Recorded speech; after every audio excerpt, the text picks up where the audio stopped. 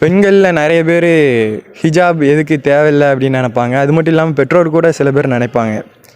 அவங்களுக்காக தான் அல்லாஹ் குரானில் வந்து சொல்கிறான், சூரா அஹ்ஸபில், நல்லா கேட்டுக்கோங்க.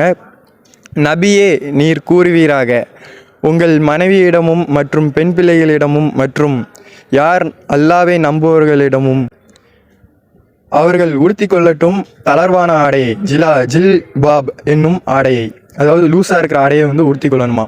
இது அவர்கள் பாலியல் அத்துமீறல்களிலிருந்தும் துஷ்பிரயோகத்திலிருந்தும் பாதுகாக்கப்படுவார்கள்.